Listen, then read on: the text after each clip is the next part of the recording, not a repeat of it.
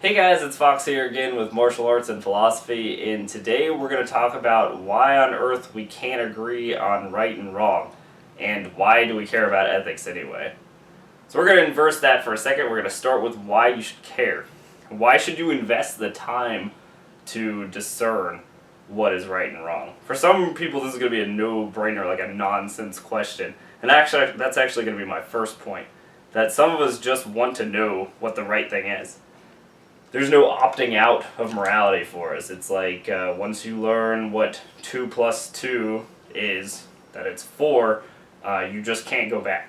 You can't pretend that that doesn't exist anymore. Anyone that says 5 or 3 is just wrong. And there's something vested deep within us that makes us interested in that. If that doesn't happen to be you, say you're a nihilist and you believe there is no morality at all, it should still interest you what objective philosophers have to say, because you may want to persuade these people. If there are a large majority of us that believe in and our actions adhere to objective philosophy, then it's good to understand objective ethical philosophy so that you can persuade those people to do things. Also, you might be interested in convincing an objectivist that they're wrong, in which case you want to know their arguments so that you can do that.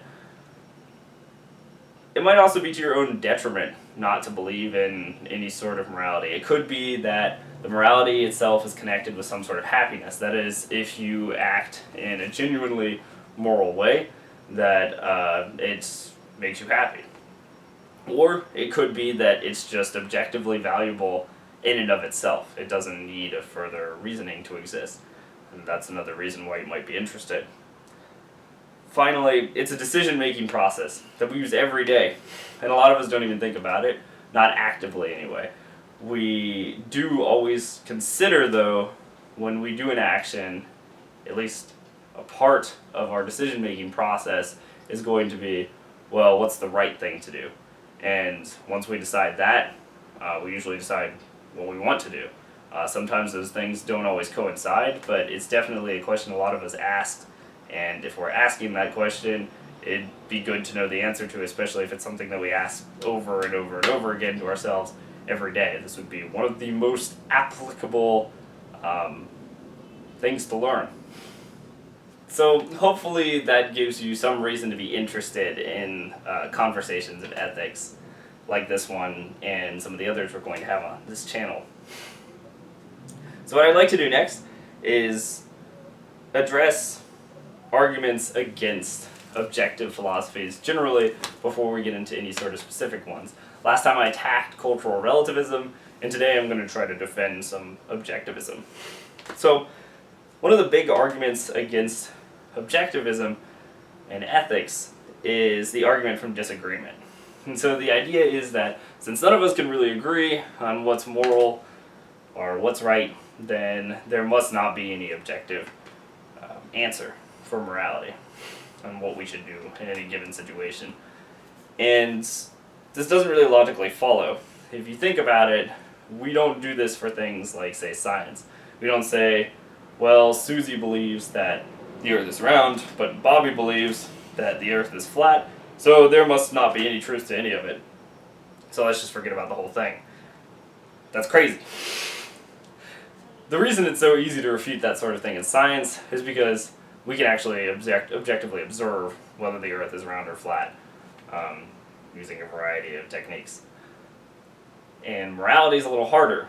However, that doesn't mean that there can't be an objective truth about it, regardless of what we think.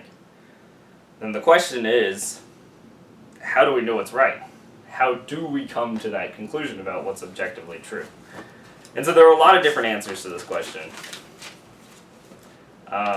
And they're going to come in the form of the objective philosophies that I was going to discuss later on this channel.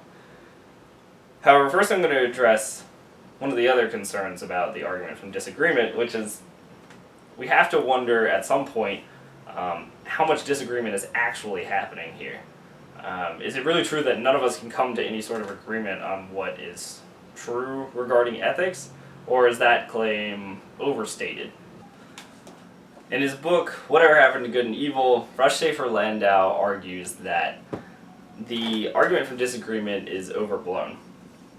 So he presents the idea that the disagreement might not come from the moral claim itself, but instead a lack of information, not thinking logically about the information that we're given, and that the stakes of ethical dilemmas are so high that sometimes we don't act logically or argue logically for what's actually right. So the first one, the fact that we lack information, can be seen an example like animal rights. So if we think about whether we can morally eat animals or not, the argument is not over whether we should or should not hurt or eat a person for food. The argument is that animals are not persons, therefore we don't have to regard them ethically or morally, and therefore we can eat them. An animal activist's idea is that animals are indeed persons, as in they are indeed conscious beings that suffer like we do and can experience happiness, etc. And so therefore we do have an ethical obligation not to eat them, just like we have an ethical obligation not to eat other people. And so this moral debate comes down to personhood and whether or not animals are indeed persons in the sense that they're conscious. And it has nothing to do with the actual moral claim, which is you can or cannot harm a person. Both parties agree in this case that persons should not be caused to suffer or be killed against their will.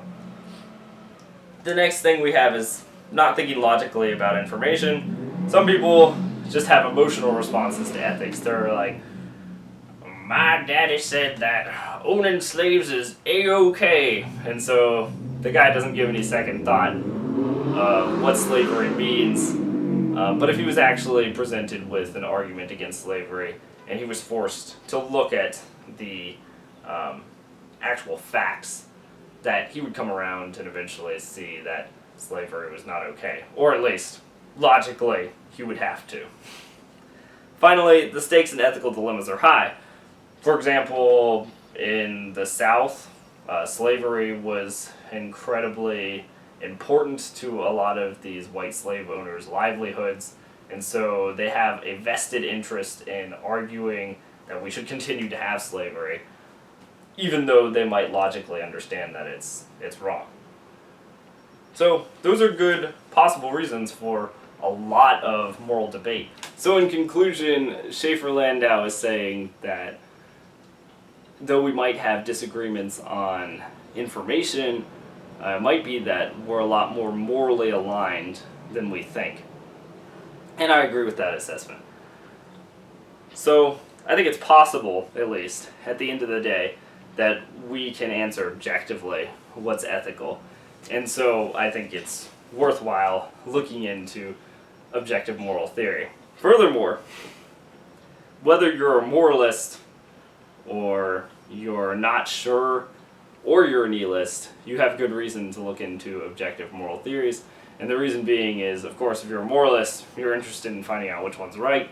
If you're not sure or you're on the fence, then you probably want to know if there's a possibility for an objective right or wrong.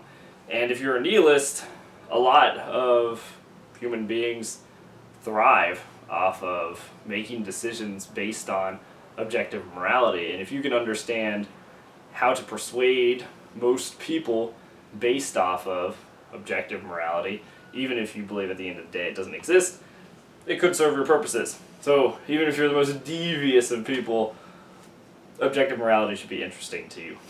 So what do you think? Is objective morality a bunch of crap, just like cultural relativism? Or do you think that some of these objective moral theorists might have something here? If you think the latter, stick around. If you don't think the latter, also stick around, because it's worth hearing what a lot of these old philosophers have to say about the issues.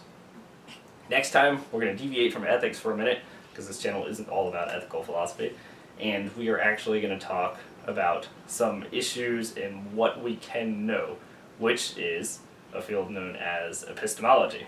And we'll get into an introduction of that next time before we start addressing some moral, objectivist, ethical theories. So until then, I'll see you later, and enjoy pondering those questions.